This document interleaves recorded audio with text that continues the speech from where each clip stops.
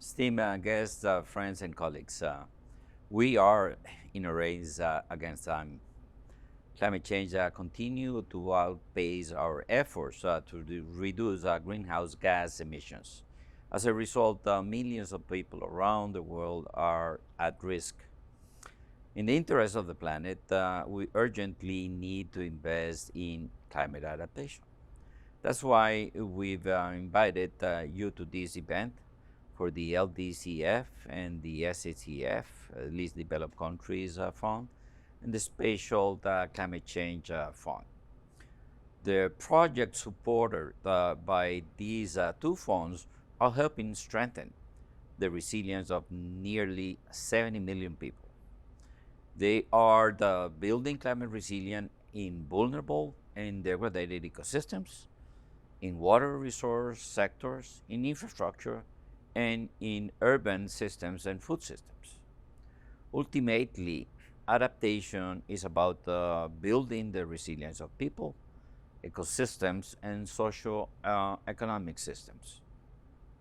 Adaptation is challenging and complex, but we cannot afford to fail. Part of not failing means delivering on the doubling of adaptation finance by 2025 as agreed in Glasgow.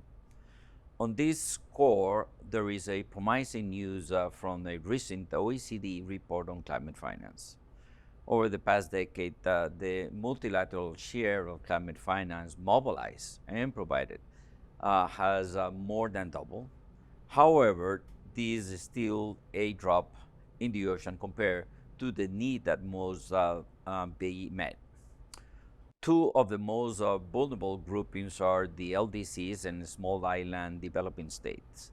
Both groups are targeted by the two GEF funds. LDCs can access up to 20 million in grant finance through the Least Developed Countries Fund. Meanwhile, Window A of the Special Climate Change Fund supports the adaptation need of each small developing state that is not an LDC. And Window B targets on private sector and innovation in the adaptation context for all developing countries.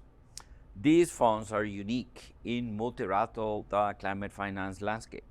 No other fund or funding window is exclusively dedicated to adaptation in LDCs and small island developing states, or to private sector engagement. The GEF takes this responsibility very seriously, but obviously, in this race against time, we need to work together to reach the final line. So let me close by expressing my gratitude to the COP28 presidency, to the LDC group, to OASIS, to the developing country ministers and representatives attending this event, and to the representatives of the donor countries that will be making generous pledges today to the LDCF and the SCCF windows A and B, as well as donors expressing support for the two funds. Together we can win this race. I thank you all.